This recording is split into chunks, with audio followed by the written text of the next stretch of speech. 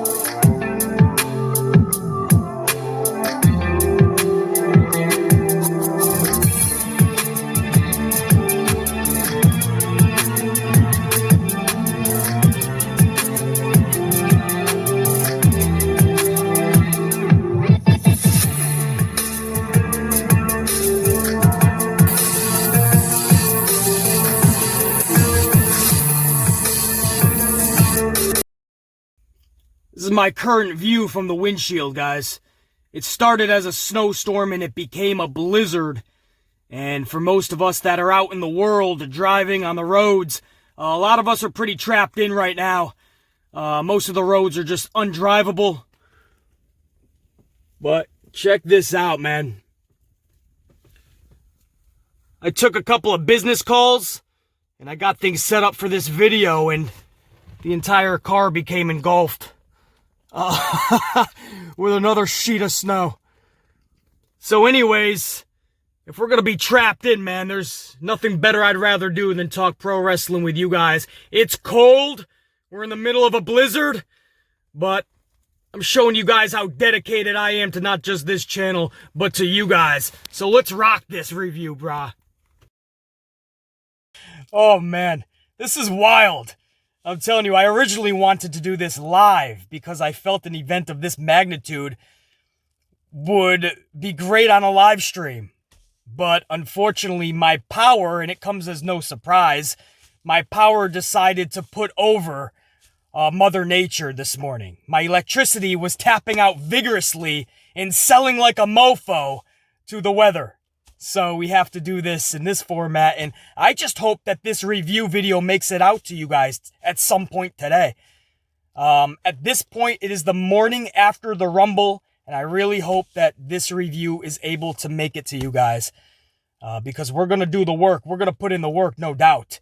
But what happens afterwards, I have no control. Because this weather is not supposed to let up, guys. The next 24 hours, it's supposed to get even harder and harsher.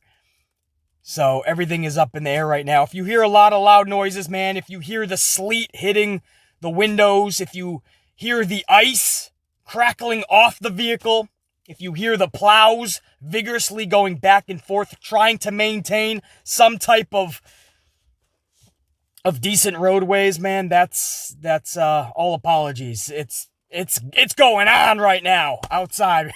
And here we are. We're cutting a review for the Royal Rumble. I'd have it no other way. There's nothing I'd rather be doing right now in a blizzard than being trapped in a motor vehicle talking pro wrestling Royal Rumble with you guys, man. And that's what we're going to do. And this is not your grandmother's review. This is unlike any other review you've seen in the wrestling community, especially on this platform. The way we do this, it's called the good, the bad, and the ugly. And it's simple. Rule number 1, every single match is going to get a tally in one of these columns. The good, the bad, or the ugly. Rule number 2, you just want to stay away from that ugly column especially, because at the end when we tally up the final numbers, every single tally that's in the ugly column, we cross it out and we turn it into 2 bads. And that'll drastically change the outcome of this pay-per-view. Was it good or bad? Well, when you're constantly getting double bads because of those uglies, goodbye good. So we'll see, man. Together, I have not predetermined where these tallies are going to go. We're going to go over, I did my due diligence, I did my homework, my research, and I did my notes for you guys last night during every match, and that's what we're going to go over. And at the end, we're going to put it where we think best. So this is the good, the bad, and the ugly. I say we get this thing fucking rocking, man, and we got to do this the right way. A salute to my amp unit. Before we start this, and by the way, there was a rule number 3. There usually is in the good, the bad, and the ugly. Rule number 3 is usually if there's a tiebreaker, we go to the kickoff show. And whatever match was in the kickoff show, that'll decide if it was a good or bad pay-per-view. However, we're not doing that. They tried to be sneaky. They tried to put the women's tag title match in the kickoff show, hoping that BC wasn't going to review this. Because there was no way that we were going to speak highly of this match because it's nonsensical and there was no reason for it from the jump. No reason to take those titles off of Nia and Shayna in the first place at TLC. But we're going to talk about it. But because of this situation, I've X'd out rule number 3. The kickoff show match, that women's tag title match, that is now a part of the pay-per-view, or at least in this review. So that's the first match we're going to go over. But I want to give a salute to everybody viewing right now, the thousands of you that are going to end up watching this very review. This is a salute to you. Thank you. And don't worry about me, man. Thriving in this blizzard. All I need from you, love and support right back to BC. Maybe just smash the like button down below. Say, hey, BC, much love down below. Who knows, man? Just show a little bit of love right back. And that'll warm me up. And that'll get me going throughout the day. But here's a salute, man. We're doing the mocha frappuccino from Starbucks this morning because I felt this was a mocha kind of day. Salut. Oh, that's a way to kick off the review, man. Let's do this. Tally number 1 is about to go in one of these. Where is it? Up here? One of these columns. So it's the kickoff show, but they're not getting away from it. It's the women's tag titles, man. They're not getting away from getting a tally. Asuka and Charlotte Flair, the tag champions versus challengers Shayna Baszler and Nia Jax. Now, after interference from Lacey Evans, Jax and Baszler regained their tag titles. This is exactly what I said was the only thing that could happen in the preview video I put out a couple days ago. You can't have Asuka and Charlotte staying in this nonsensical tag team straight through WrestleMania. It's doing nothing but absolutely destroying your Raw Women's Champion Asuka. Yeah, Charlotte's getting a rub because everybody loves Asuka, but it'll do nothing. You got to put the titles back, and even that situation sucks. Because why? I am ecstatic that Asuka no longer has to hold Charlotte's hand in a tag team. There are 2 reasons this is going into the bad column. I'm telling you right now, it's going into the bad column. And there's 2 reasons. Number 1, what BC said back at TLC turned out to be 100% factual. Nia and Shayna dropped the titles just to give Charlotte Flair a championship return to WWE. And tagging with Asuka was a way to get fans on her side. And in the end, there was 0 thought and 0 plans for the title reign. Instead, here we are with the titles right back on Baszler and Jax. We're right back at square one. Right back to the very first step. Nobody got anywhere with this. This was all a game of hot potato because everybody's booking has to revolve around the golden child, Charlotte Flair. That's not shade to Ashley Flair. This is the truth. This whole charade that we've been playing since December, or at TLC, to right now, the hot potato with the tag titles was just to make sure that Charlotte got a rub from Asuka and she had a championship return. So everybody remembered she's the chosen one. And everybody else in the process gets hurt. Asuka, your Raw tag title holder, couldn't even get a storyline. Or I'm sorry, your Raw singles women's champion is what Asuka is. Yeah, see? You have to remind yourself that she's even the Raw women's champion. Because she's been in no storylines.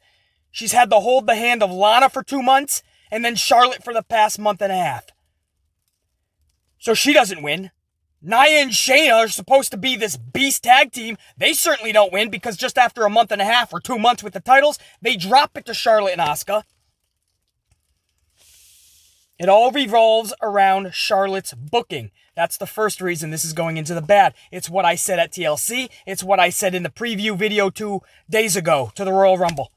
None of this makes sense. We know why it was done, and it is tragic that it was done because of what it does for everybody else involved, aside from Charlotte. Even Charlotte doesn't look good in any of this. And number 2, why this is going into the bad column, after Evans clocked Flair with the foreign object, Baszler could have ended it. And we all know Baszler desperately needs a victory. But instead, Jax tags in, drops a leg drop, and covers Charlotte. Shayna is almost always losing, and Nia is always winning. Is it too much to ask that for just once, make Baszler look like the badass that she actually is? Is that so much to ask? Why is it always Nia winning? Why is it just Shayna that's always losing when they have to lose? We're taking inventory of these losses subconsciously, and it is hurting Shayna more and more by the match. Everything about this was bad. Everything. If you think I'm happy because the titles went back to Shayna and Nia, no, that's what needed to happen because WWE put themselves into a pickle, forced themselves up against the wall and into the corner. I'm not going to give them a mulligan because they decided to do the right thing. No, they had to do this. They were forced to do this. When you revolve everybody's booking around one person, what eventually happens is the whole thing crumbles. Everything that you were building for that one person, if they ain't making everybody else look good, if everybody else ain't being brought up with them, then everything crumbles. One person can only carry so much weight on their shoulders. Everything will crumble. You don't have to have the highest IQ or be a rocket scientist to realize that. Frustrating. So that goes into the bad. I could not let the kickoff show match fly off the radar. I had to speak on that. Because they tried to put it into obscurity. They knew that they fucked up. They knew it was all for nothing. So they decided to quietly get the tag titles back on Nia and Shayna. Come on, bro. You can't do that. These are titles. They have to look and feel prestigious. They can only do that if the title holders look and feel prestigious. I don't know, man. It's frustrating. But titles get no care in this company. And the Charlotte Flair thing, that has to stop. That has to. Even in the Rumble last night, she was in the Rumble. And to get eliminated, which we should, beggars can't be choosers. At least she didn't win the Rumble. We'll get to that in a little bit. But even her elimination, and we'll talk about this, man. I'm not going to go over it now. But the way she was eliminated, you know, she has to be booked like a superhero. Why? She's good. She's a good talent. Athletic as fuck, no doubt. But there's other really dominant female wrestlers in that division. Let them go. Why are they not being booked like superheroes? Anyway, that's into the bad. I don't apologize for that. I'm not sorry about that. I'm not going to change my mind. For anybody that's like, BC, that's harsh, man. Tough shit. We start off with a bad. The good news is, that could be. It could be. I'm going to go over the rest of this with you guys. That could be the only bad in this show. I forget exactly. Maybe there was another. I don't know. We'll go over it now. But that could be the only one. I don't know. Was there an ugly? Why contemplate? Why wonder? Let's keep going.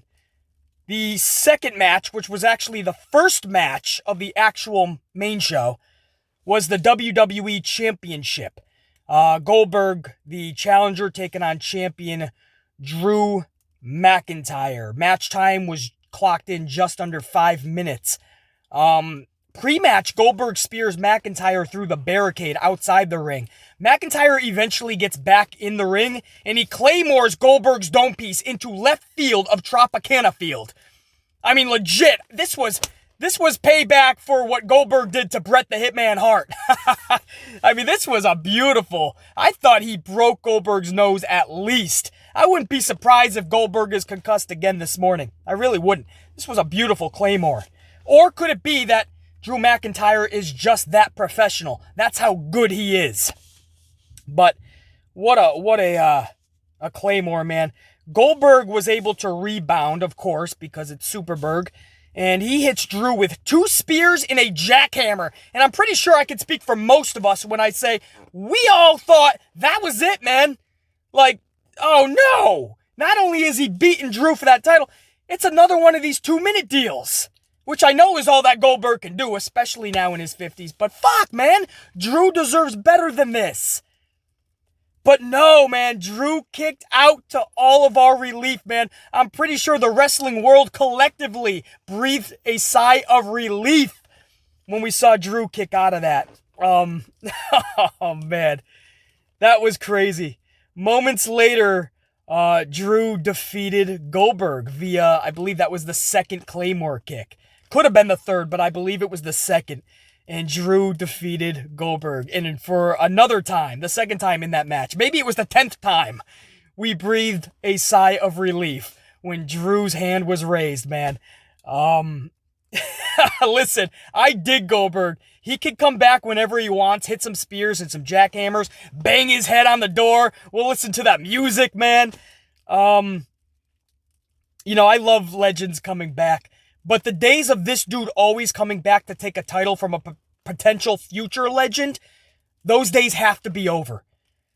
The fans' displeasure over the making of this match was justified from the jump. This was never about tearing Bill Goldberg down. This was always about skyrocketing Drew McIntyre to the heights that we know he can obtain.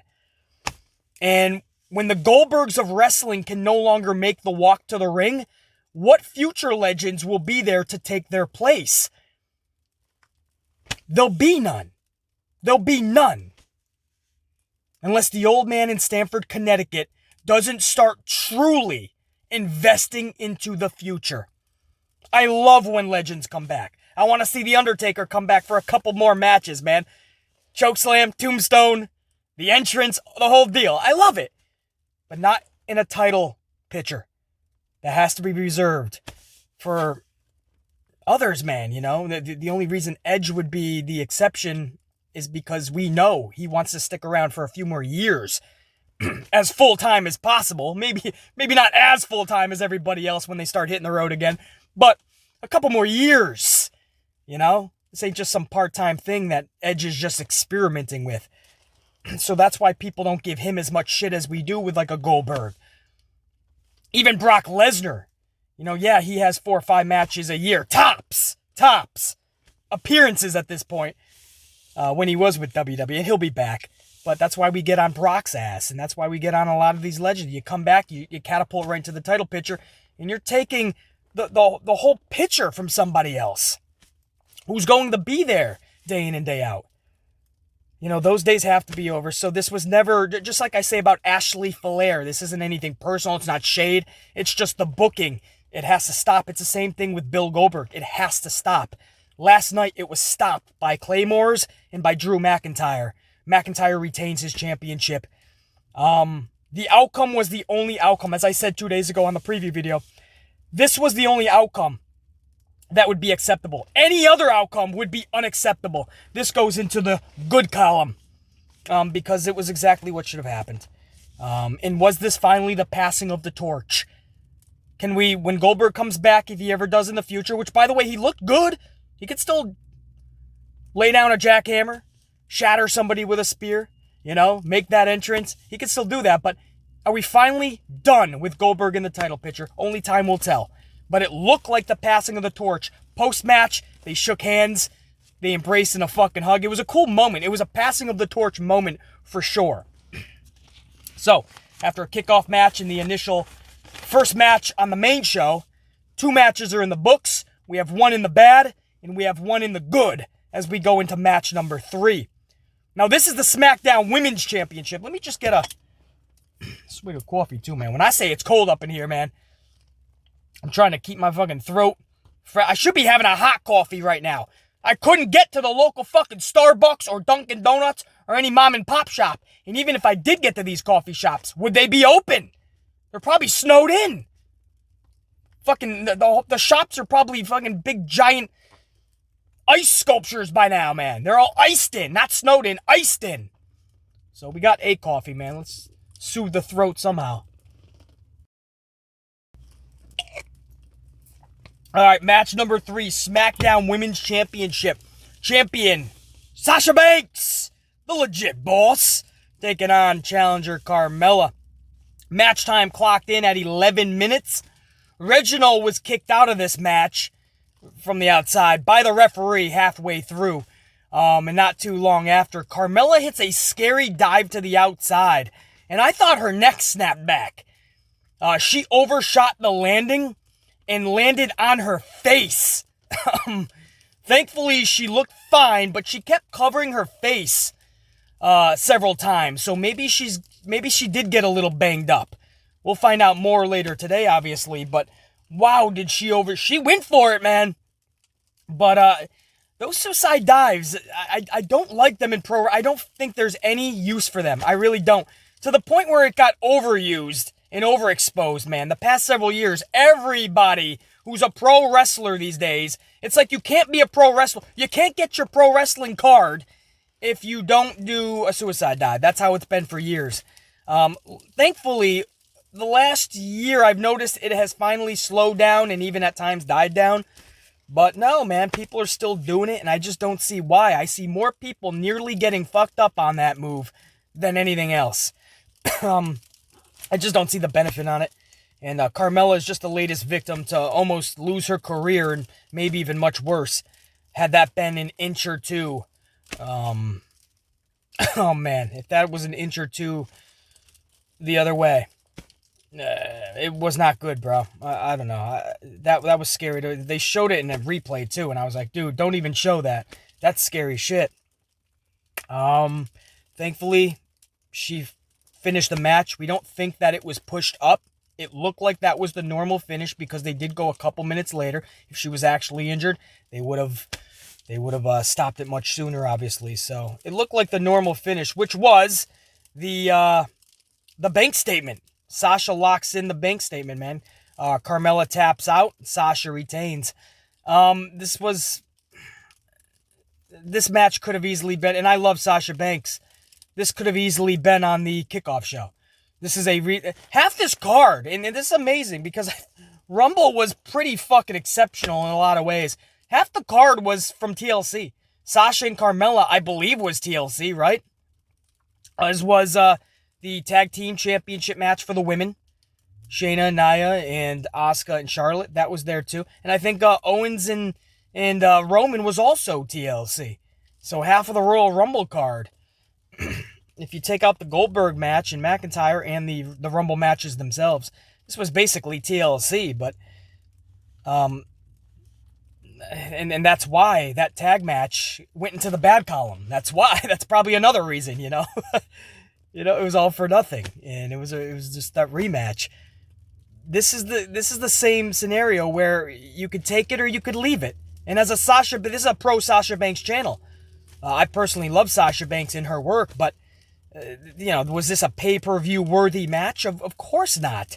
But was it bad? No. And Carmella going for it, man, taking those risks, you gotta admire and you gotta respect. Sasha Banks looked like Sasha Banks in that fucking ring, as she always does, man. She could have a 76-star classic with a coffee maker, and then she would come out looking gold.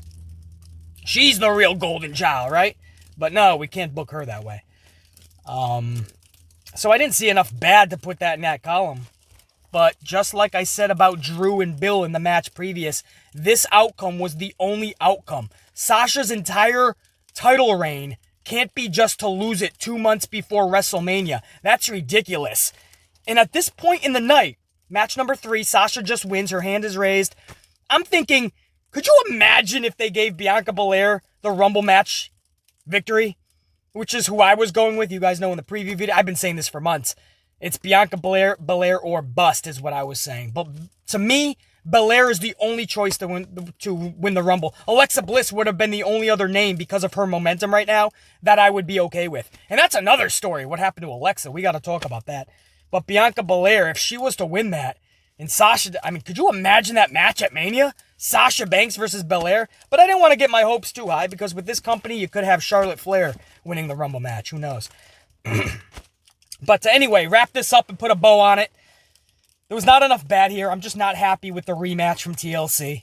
I'm just not. And it didn't do anything more than TLC.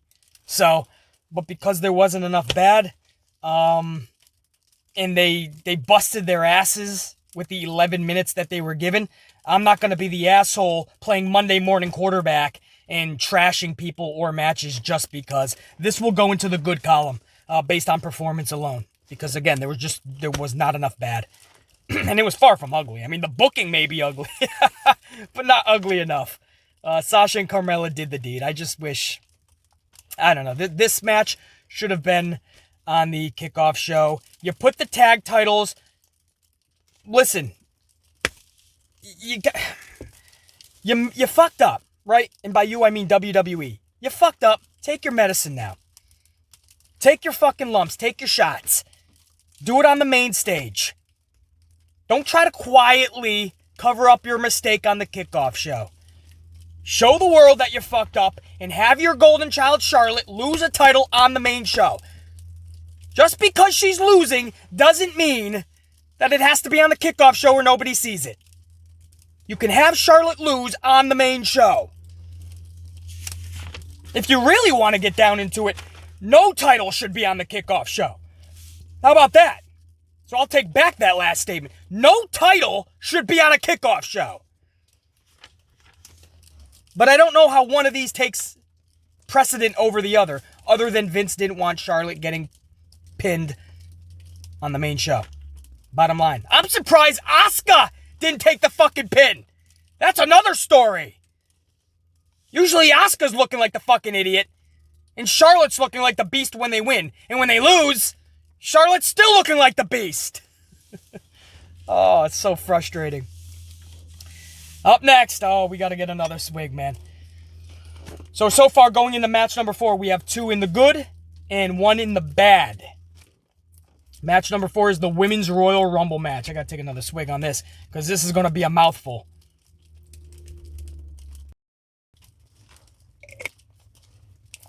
All right, so we're not going to do every elimination in every spot. We'll be here all day, and I'll turn into a fucking icicle, literally. So, I think what we'll do is we'll do the entire roster lineup in this match. And again, this is the Women's Royal Rumble match, match number 4. The third match on the main show. And the total match time clocked in at 58 minutes in length.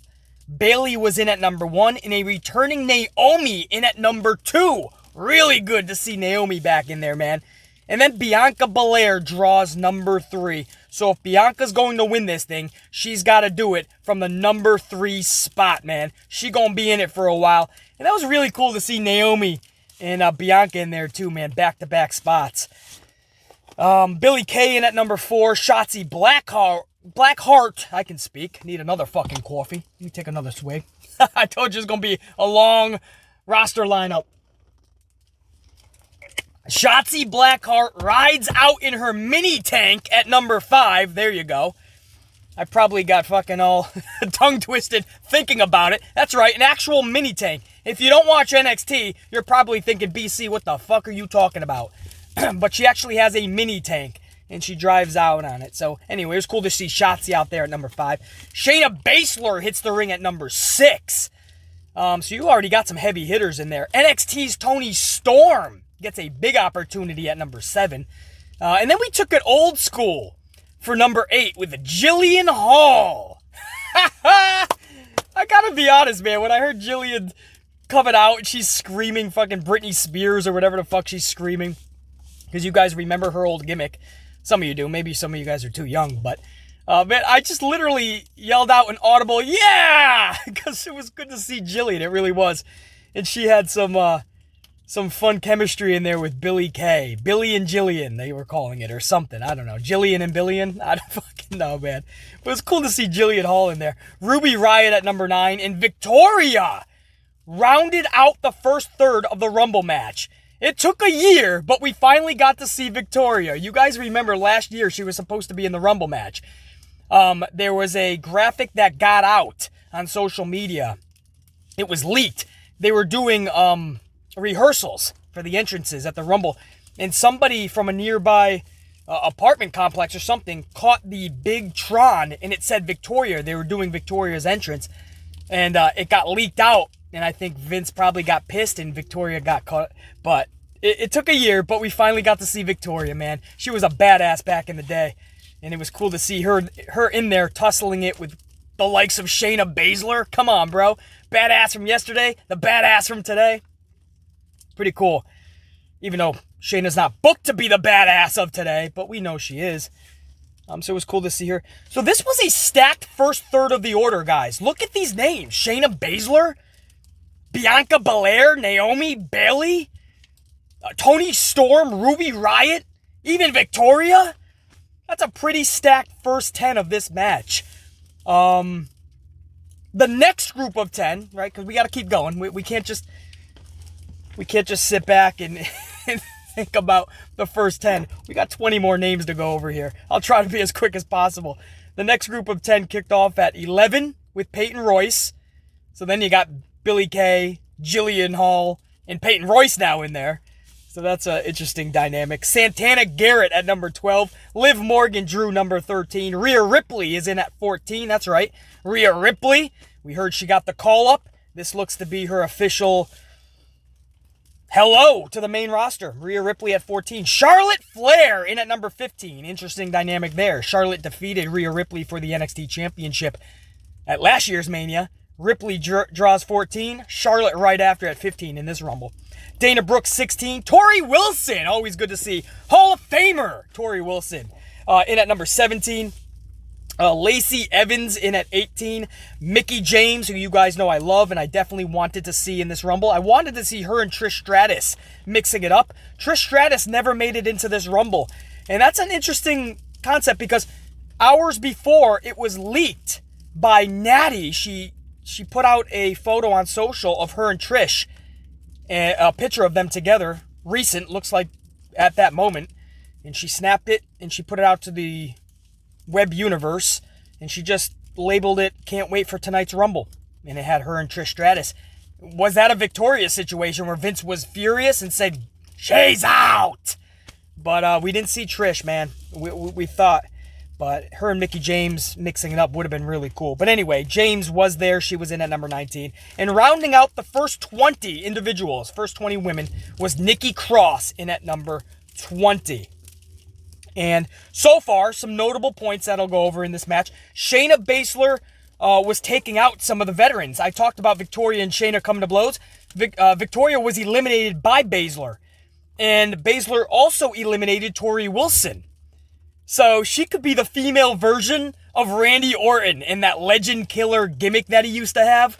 You could give that for the women to Shayna Baszler, man. She was taking out legends and old timers. So that was pretty cool that they gave Shayna some type of direction in this match.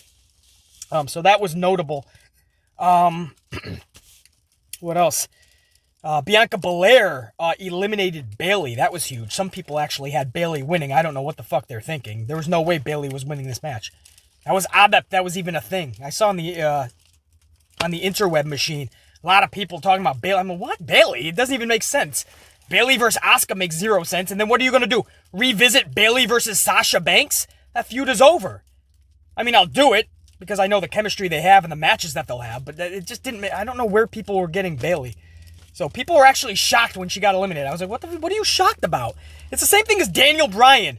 People were pissed off and shocked that D-Bry didn't win the Rumble for the men. I was like, what are you pissed about? It doesn't make sense. This is not WrestleMania 30. Daniel Bryan doesn't have any momentum. He was booked into obscurity. He was a mid-carder in 2020. So far in 2021, he's lost to Shinsuke Nakamura, and Nakamura was in a gauntlet match. He faced two other people. Daniel Bryan was his third match, and he still beat Bryan in less than 10 minutes. And then a week later, Cesaro's beating Bryan. And then all of a sudden, what? He's going to win a Rumble match? And it just didn't make sense. So I didn't understand why everybody, all of a sudden, we all got behind Daniel Bryan again. It was weird. I'm like, what? Did I miss the memo here? Why are we all rooting? Is this 7 years ago? I mean, I love Daniel Bryan, and you guys know that. I love Daniel Bryan. But I can't magically feel something that's not there. All of a sudden, the wrestling world just was like, Daniel Bryan's gotta win. I was like, why does Daniel Bryan have to win? Edge makes more sense. Seth Rollins makes more sense. If John Cena comes back, he makes more sense. Cesaro! Why revisit 7 years ago with Daniel Bryan? Let's create something organic, fresh, new. Cesaro winning. How about you give Nakamura a second Rumble victory, and this time, unlike 2018, how about you have him win his WrestleMania match? So it was the same thing with the women. Everybody was like shocked that Bayley lost this. I don't know, but that was notable that it was Belair. Again, this was 1 and 2. Bayley in at number 1. Belair at number 3, I should say. Belair was not number 2. Naomi was. So, but we know that they were in a little storyline, so I don't know if that ended at the Rumble, this storyline with Bayley and Bianca, or is this going to lead into Elimination Chamber? We'll see. I think that makes more sense. Any other notables in the first 20 participants? Bayley lasted, by the way, just over the half-hour mark, so Bayley was in there again for a good performance length. And Jillian Hall, as I said, and Billie Kay formed that rather hysterical union. So that was the comedy. There's always some type of comedy in the match. So they formed that. I don't know. I got a laugh out of BC.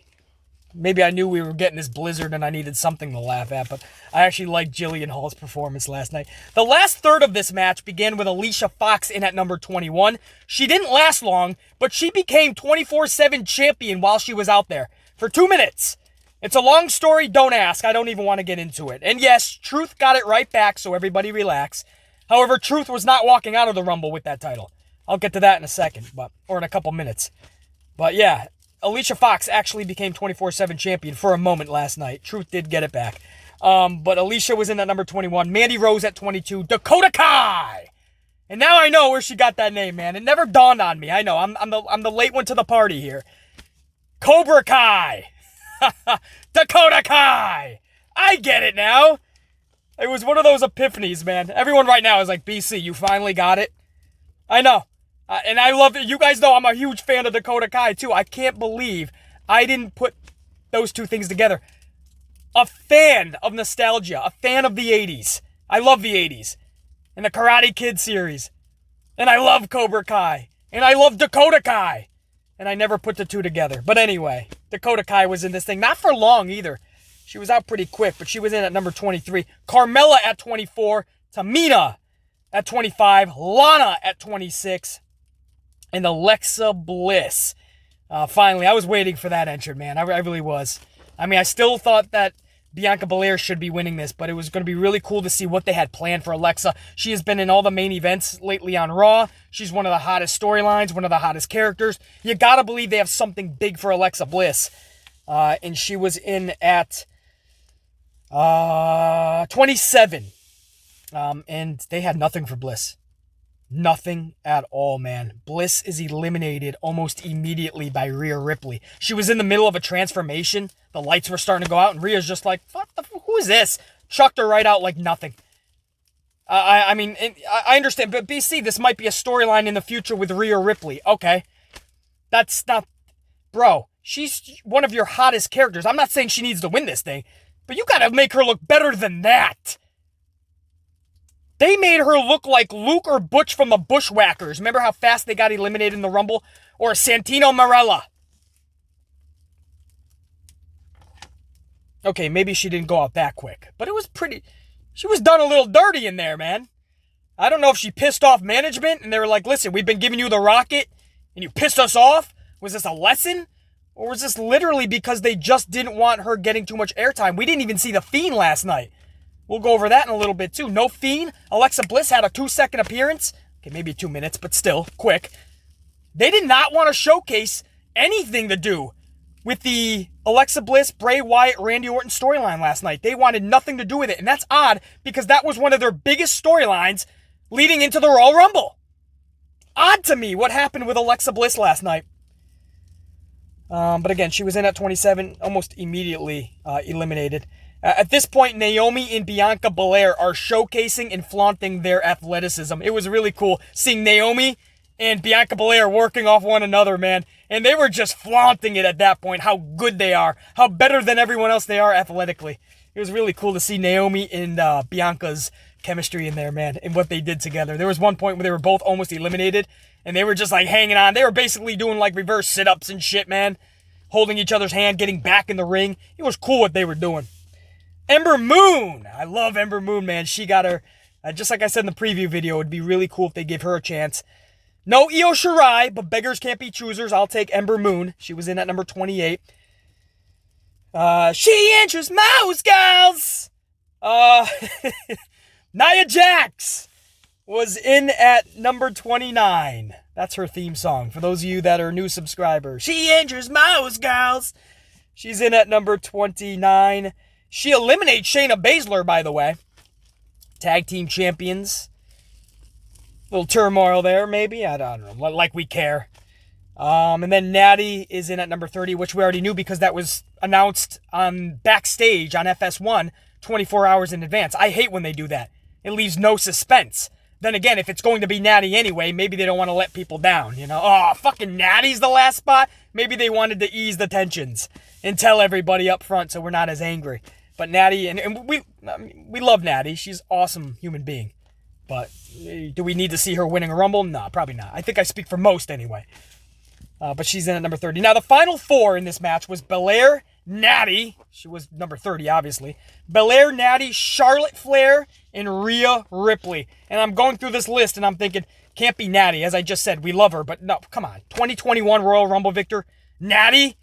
Charlotte, there's an option for Vince. You just had a feeling that he's going to find a way to make her a 2-time Rumble champion. First for the women, thus far. I know it's new in their inception, just 4 years now, or 18, 19. Yeah, this is their fourth one for the women. But watch Vince give this to Charlotte Flair. And then there's Rhea Ripley. Are they going to make her the up-and-coming superstar? Why not Bianca then? Why would you just bring in Rhea Ripley and already thrust Bianca to the side for your new shiny toy? No. I'm looking at this Final Four, and Bianca Belair is the only one that even remotely makes sense in this match. Belair eliminates Natty. Now we're down to the final three, Bianca, Rhea, and Charlie. And I'm thinking, oh, fuck, man. Not Charlie Caruso, Charlie Flair. And I'm thinking, oh, fuck, man, Charlotte is still in this. You have these vibes, and it ain't good. And then Belair and Ripley eliminate Flair because it's Charlotte. So you have to make it as dramatic as possible. Listen, beggars can't be choosers. At least Charlotte was out of this match. But it just befuddles me why Vince feels that he needs two people to eliminate Charlotte. One person. You can't just make Bianca look really strong. You can't just make Rhea Ripley, who's about to lose this thing anyway, look really strong and get a little bit of revenge from last year's Mania.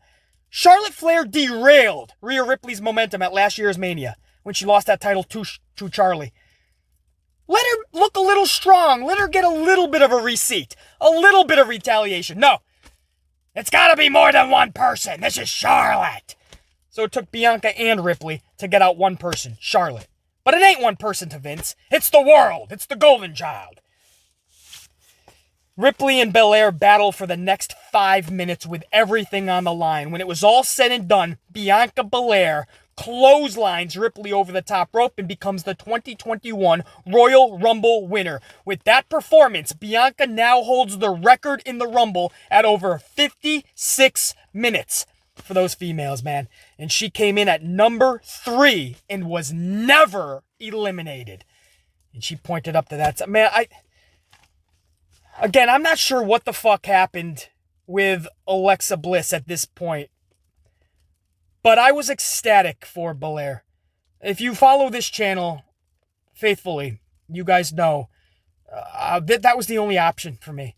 I mean, Alexa, because of the momentum, would have been the only other name. Okay. And even then, I would have been like, damn, this was sitting in their lap for Belair, man. You claim you're not making any stars, and that's why. You know what the problem is. You know why the ratings are down. We have to create stars again, right? After years of saying nobody is going to be bigger than the company, and then they switch their tone, and then they're like, oh, we know we have to build stars. Well, there she is.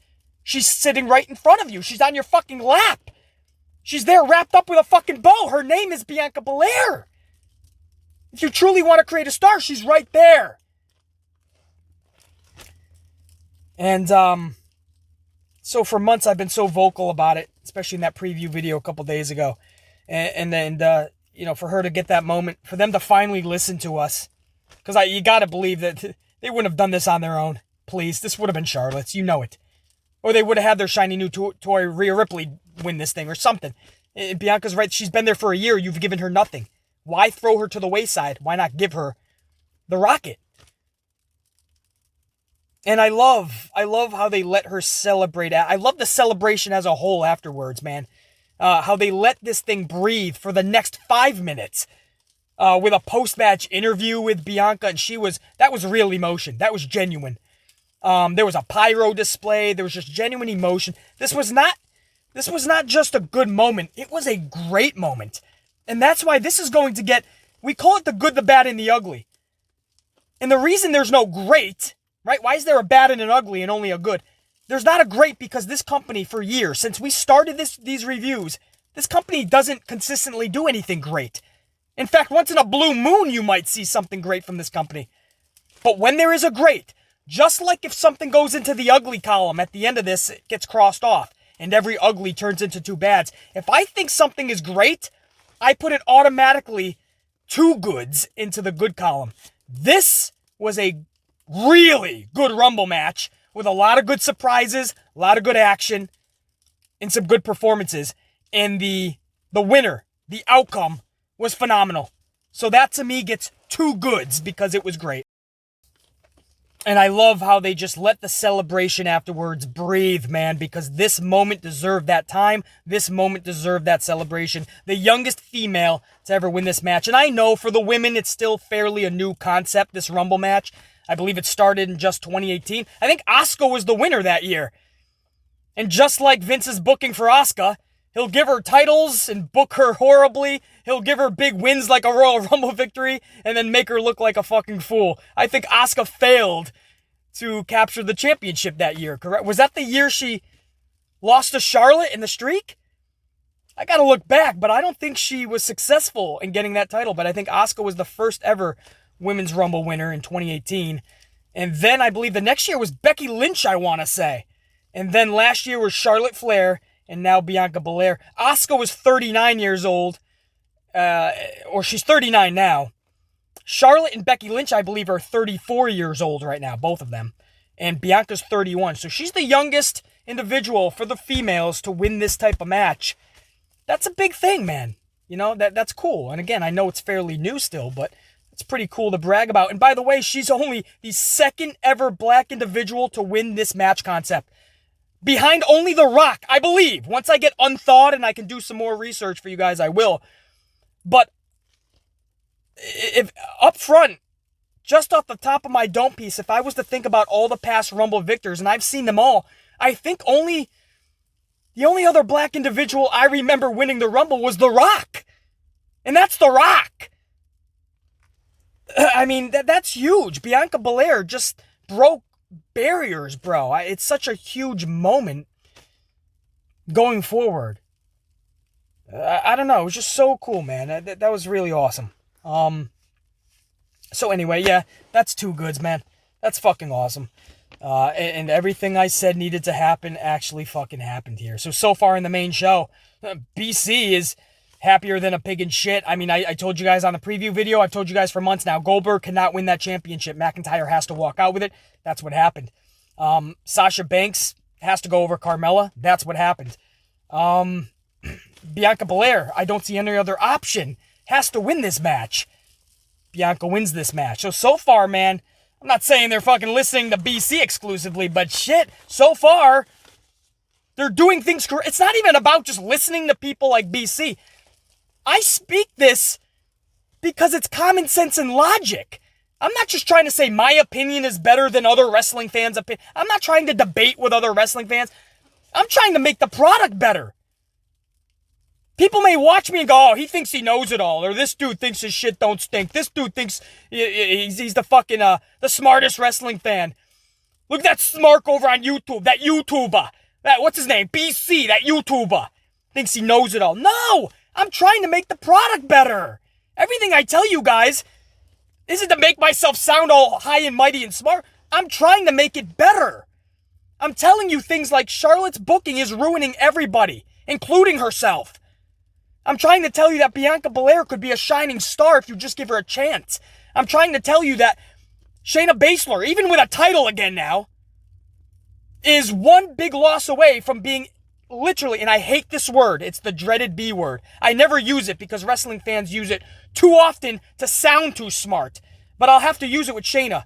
She's one big loss away from being buried. I don't care if she has a tag title or not. She's booked like a clown, and I'm trying to tell you, if you just tweak things here and there, your product, your company will be better.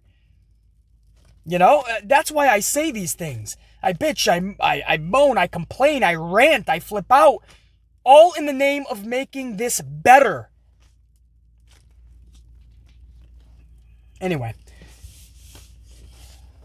The old saying, you can scream till you're blue in the face. If people don't want to listen, they ain't going to. And the old man just is so stubborn. But last night, we saw something we don't usually see, man. Things were going correctly. Not just correctly because we say so. Not that we're high and mighty. We say something, he's got to do it. No. Common sense and logic tells you these decisions should be made because it's going to be more fun for the fans. It's going to be better for the company. It's going to be exceptional for the talent. Everybody wins when you do shit correctly. There's a crazy concept. Now, before we get to the fifth match, which I believe was the last man standing Universal title match, a couple of side notes. None of these are going to get a tally, but they're noteworthy. Maybe. Peter Rosenberg, you guys know the kickoff show. He's on the kickoff show as one of the, what do you call them? Analysts? I'm drawing a blank, guys. I'm sorry. I'm literally like freezing as I make. You guys ever want to question my dedication to this channel and to you guys, man? I'm freezing right now making this, but such is life, and this has to be done, and I wouldn't rather be doing anything else.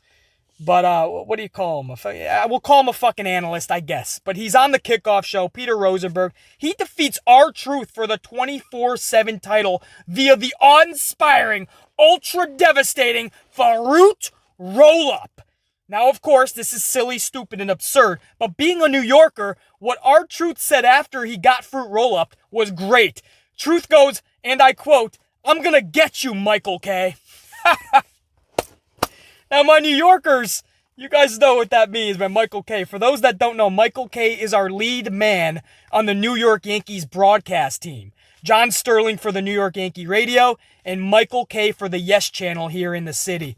And on top of that, Peter Rosenberg is a co-host on the Michael Kay Show that airs every Monday through Friday. So that shout out to Mikey K, that was special for us New Yorkers. So that was a little treat for us. The rest of the world was probably like, who the fuck is Michael K? And why is this New Yorker Rosenberg getting the title? Again, I agree. Silly, stupid, absurd.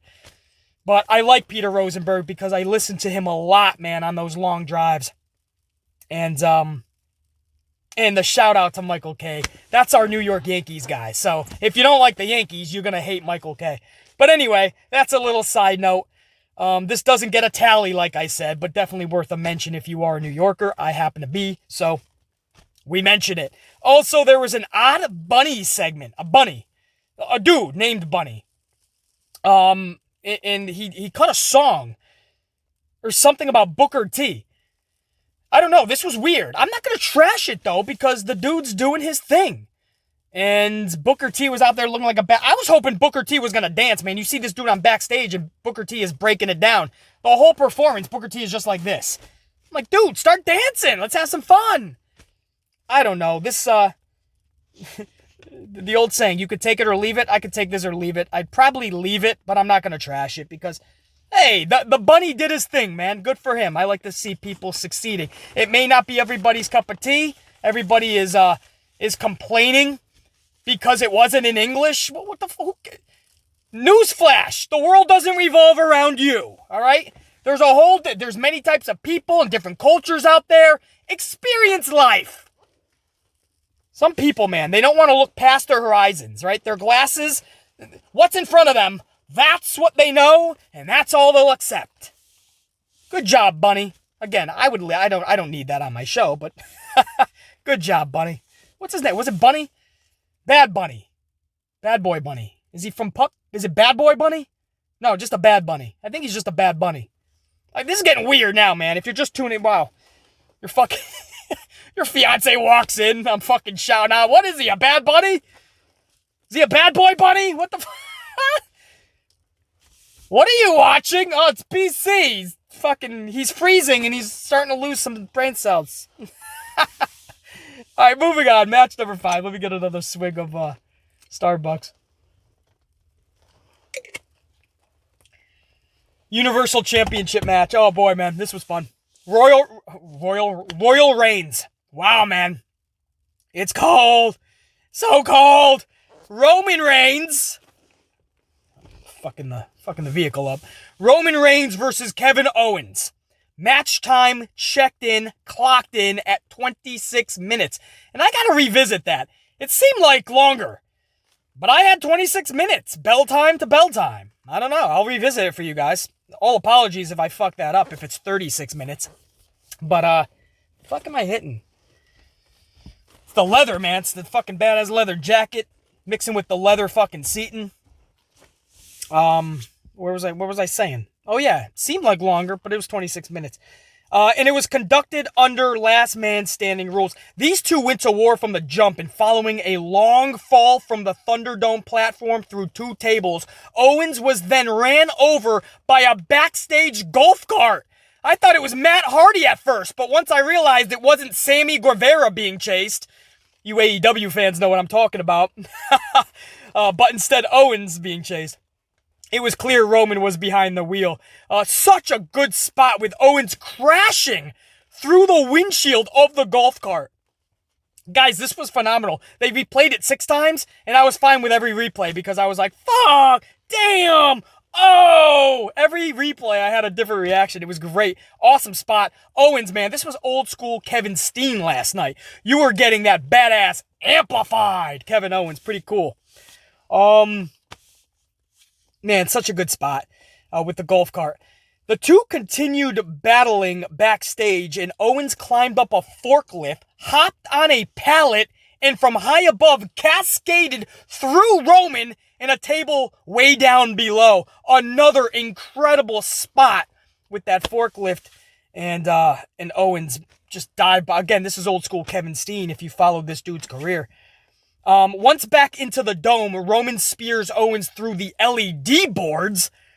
A bit later, Owens handcuffs Roman to one of the pillars at the ramp area. The ref gets taken out by Roman, so he can't complete the count. Paul Heyman, after an eternity it seemed, this was obviously a bit of a botch here, but they could not get this thing uncuffed.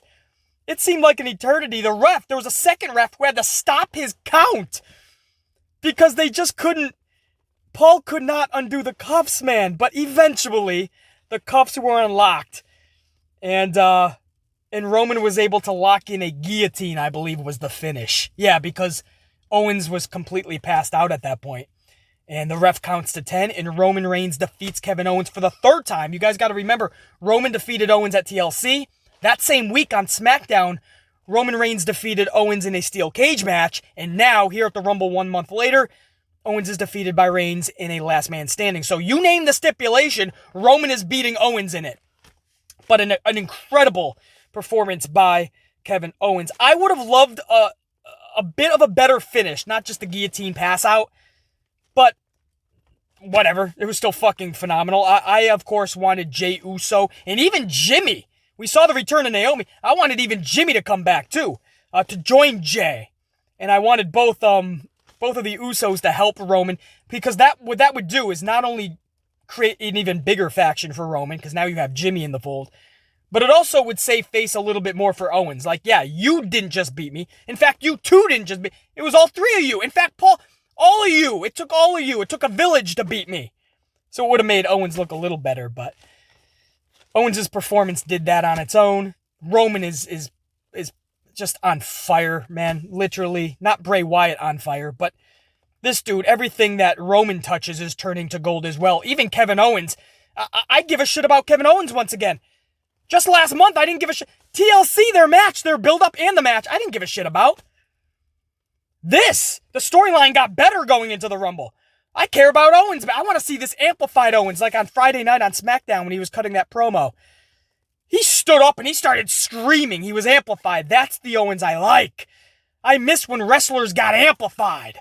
Like Hulk Hogan and Roddy Piper and Ric Flair and Ultimate Warrior and Macho Man, when they cut a promo, they were screaming. They were passionate. They were amped. These days, everybody is coming right from their video games, and they're putting the controller down and they're cutting a promo after looking at a screen for 7 hours straight.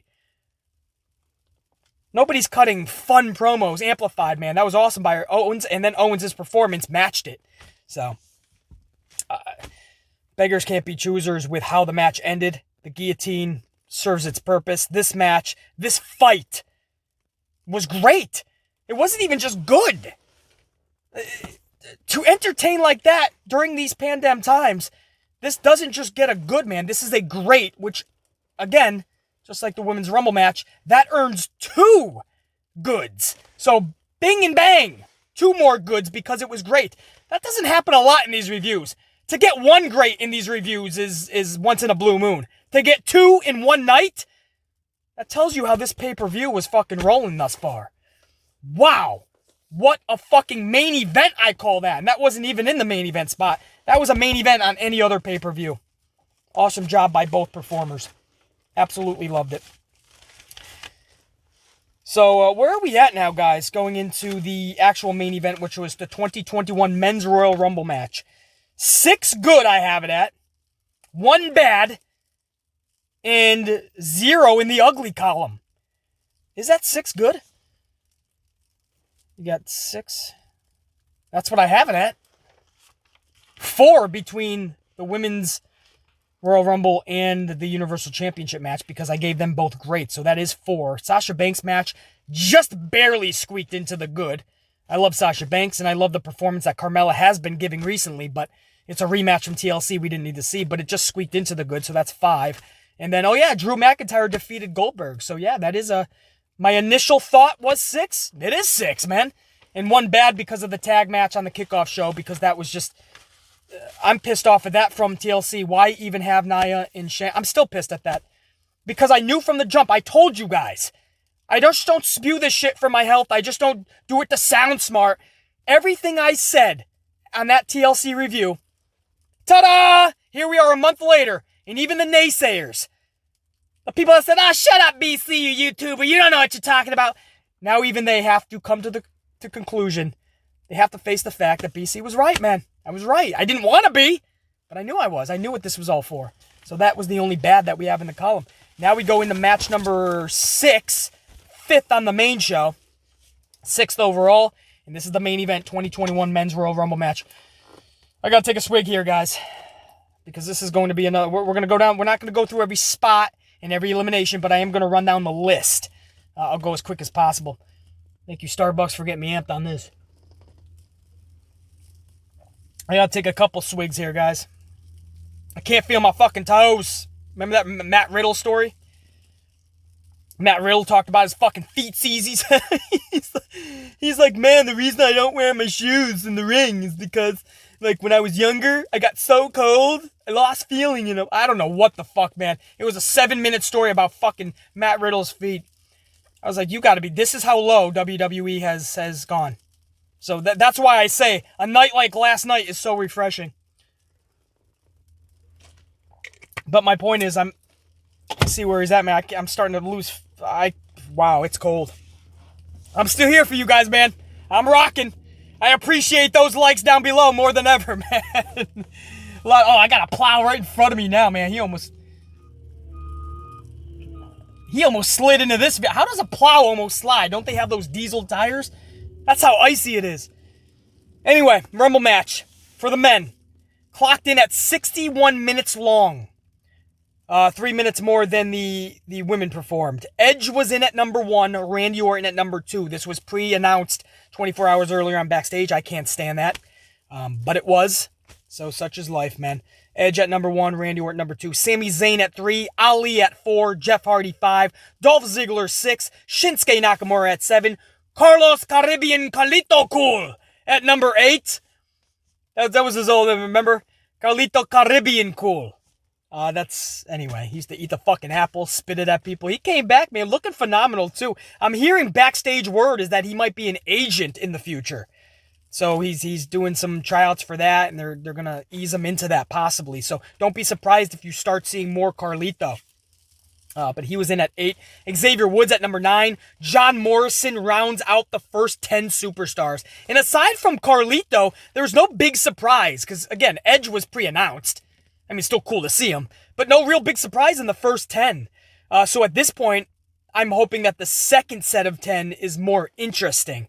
And we start that second set with number 11, which was Ricochet.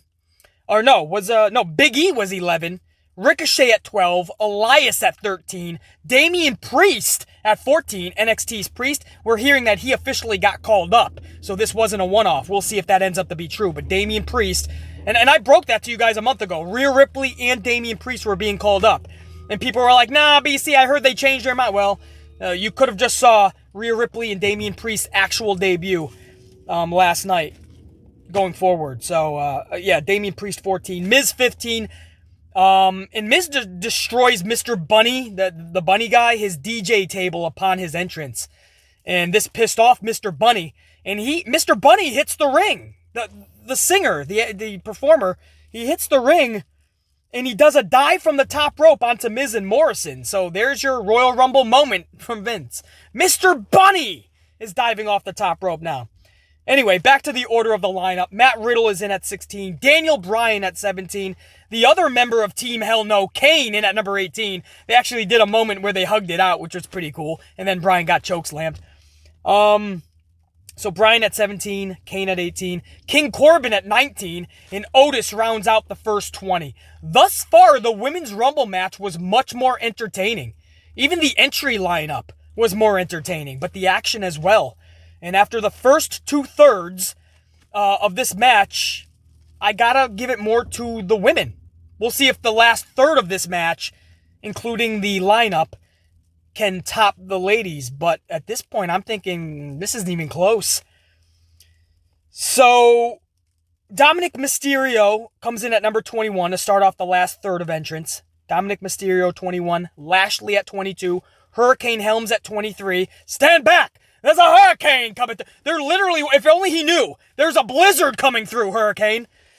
But he's in at 23. Cool to see him. Christian at 24, man. So cool to see this dude in that ring competing.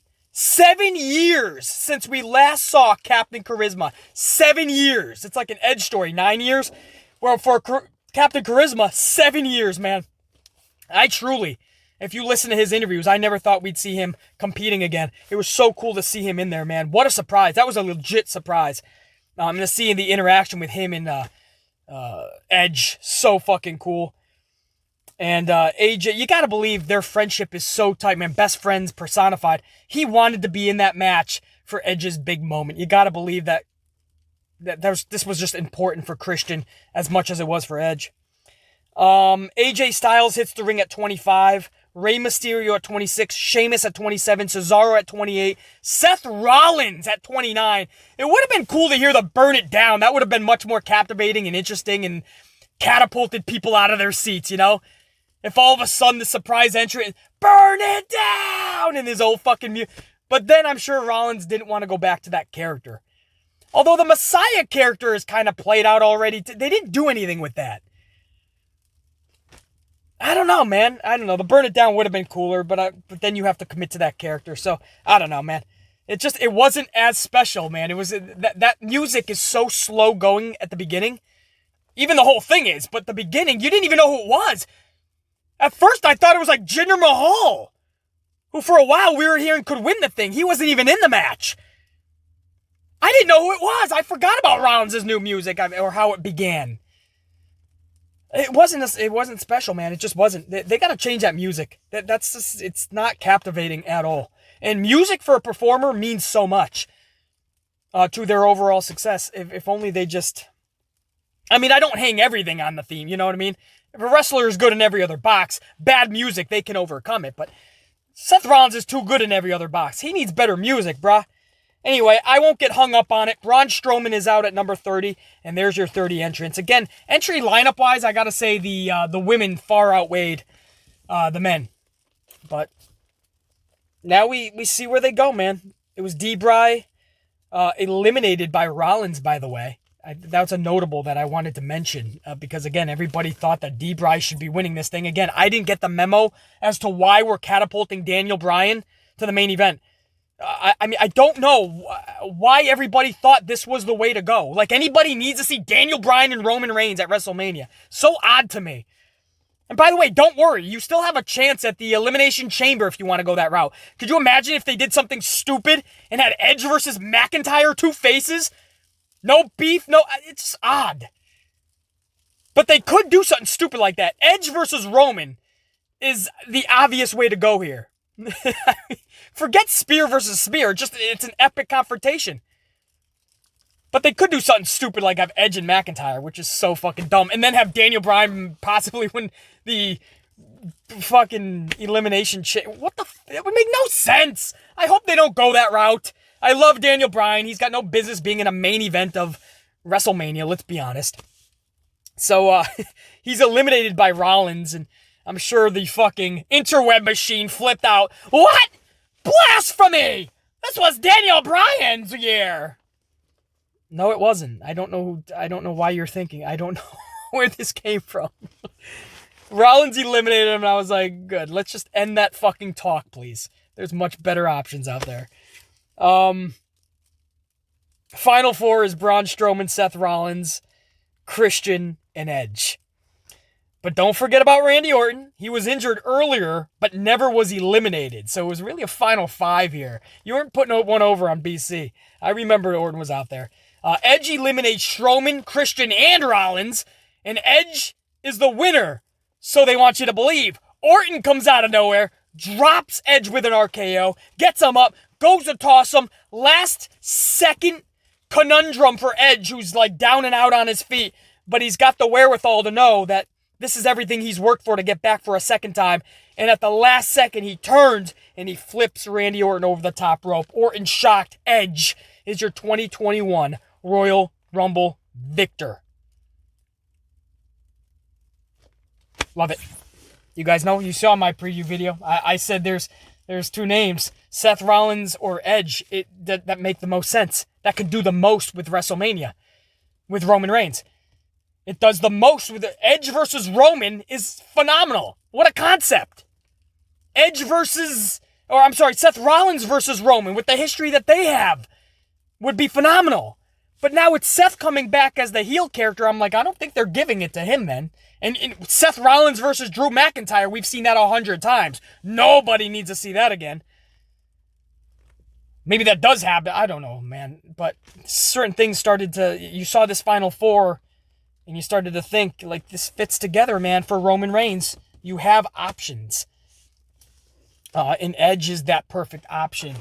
Him versus McIntyre. If he chooses McIntyre, to me, makes zero sense.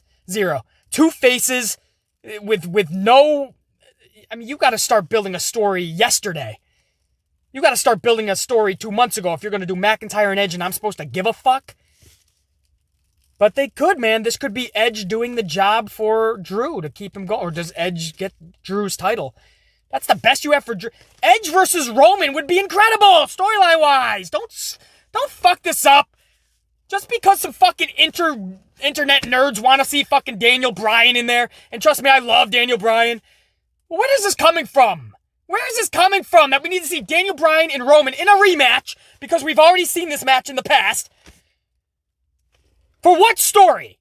What story? Because Daniel Bryan took Roman's spot 7 years ago. Roman was supposed to be the chosen one, and the Yes Movement derailed it. Wow, what a story in 2021. I'm glad we're doing this 7 years later. I'm glad we moved on from something so childish. Deal with it. Now Roman's on top of the world. Everybody wants to go back 7 years and feel that nostalgia again. And I love nostalgia, but I need to move on, man. I need to see a collision like Edge and Roman. Not try to recreate how I felt about somebody 7 years ago. I love Daniel Bryan. I do not feel the same about him that I did 7 years ago. Time was taken off for justified reasons. He came back, cool moment. His mind is now at family, his daughter, his wife. That's awesome. He's even already talking about how he's not going to be doing this much longer. He's checking out mentally. So are we. Don't waste a main event. It's not necessary. Everybody's going to bitch and complain, I'm telling you right now. Everybody is going to bitch about this that didn't get their way last night. Edge, really? He's older. Oh my God. Why is this happening? Why isn't that about? Well, if you're going to play that game, Daniel Bryan said, 2021 is his last full year. He's already alluded to that a million times. So you want a dude who's on his way out to have this fucking match, but not a dude who's already said he wants to be here a couple more years, which is Edge. Which is it? You're talking out of all ends of your fucking, every fucking hole and orifice you have, you're talking out of. Cut that shit, bro. You may not like the Edge decision. Makes sense. And it's justified. And it's a good decision. Whether we like it or not, it's the same thing as if they were to give it to Rollins. I may not think that's the best decision, but I still think it's a good option. It's a good decision. You know, you could do much with it. I don't know, man. You're not going to make everybody happy, but Edge had such an epic moment last night, and that's obviously good. I already said that needed to happen on the preview. Everything I said that needs to happen on the preview, it happened. BC bat a fucking 1,000 last night. I tell you that much. But it was all logical and common sense. I wasn't reaching for anything. It's not like I won the lottery on the fucking on my picks. Right? I don't even try to. I don't do predictions. You ever see other YouTubers or fucking content creators when there's a pay-per-view predictions, Royal Rumble predictions, WrestleMania prediction. I don't want to predict anything. I want to talk logic and common sense with you guys. That's all I care about. I just happen to call every outcome correctly because it's common sense. For one night, this company got everything right. It used common sense and logic. And the emotion, man. You see Edge when the pyro was going off, just like Bianca Belair when the pyro was going off and the tears. And you saw Edge amplified. Edge was amplified, man, because he knew what this moment was for him. That was so cool, man. Last night was about moments that I'll always cherish and remember. And that's what makes pro wrestling and something unlike anything else. Those moments that you remember when you're a fucking kid, or when you're 90 years old, or when you are a kid, you'll remember it when you're 90 years old. If you're 40, 50, you're going to remember it when you're fucking 90 and 100. If you go that long, hopefully. But dude, those are the moments, man. And what we saw from Edge and Bianca Belair, I could not be happier for them. So even if you didn't get your way last night, be happy for these individuals because there's nothing like it. And for everybody that says, BC, why you take wrestling so seriously, you're damn right, because they do. And they deserve that much respect. If I'm going to talk about it, they deserve the same respect. You see, there's a video circulating online when Belair went to the backstage area and she embraced Montez Ford, her man, and everybody in Gorilla was giving them a standing ovation, tears streaming down Belair's face. That's raw, genuine, real emotion. That's not for the fans. That was backstage at Gorilla. That's real. Edge breaking down when he got backstage, man. That's real emotion. Pro wrestling is very real in so many ways, and we are passionate about it, and it's a way of life for all of us. You don't got to be wrestling in that ring. It is a way of life for so many of us, and we love it. And I couldn't be more prouder of all the boys and gals who performed last night. The decisions were made correctly. This was an overwhelmingly, what is that, 7 good, 1 bad? Something like that, man. I want to get my final count on that. I think it's 7 good, 1 bad, 0 ugly. Yeah, pretty damn solid fucking pay-per-view event. I have to unthaw. That was your good, the bad, and the ugly. I don't know what the fuck happened last night, but WWE came, they saw, and they conquered. Veni Vidi Vici. They came, they saw, they conquered. WWE had a phenomenal night last night. Can they carry that momentum into tonight's Raw? Fat chance, but we'll all tune in out of habit and hope, and we'll find out together. Hopefully tomorrow I can do a stream, man. If everything unthaws, if my power does not sell for Mother Nature, if my electricity doesn't put the weather over, maybe we can do a stream for the Raw review. But there'll definitely be a review somehow, some way. But I have to unthaw first, man. I have to down the rest of this first. Ow! And we'll see tonight if WWE can stay on track. They just got back on track last night. Can they stay on it or will it be derailed? We'll find out this whole Alexa Bliss situation. That was odd last night with Alexa. We'll find out if this was just some type of punishment or this was by design. We'll find out tonight. We'll find out everything, man. And the WrestleMania picture will become more clearer tonight. Will Edge go for McIntyre?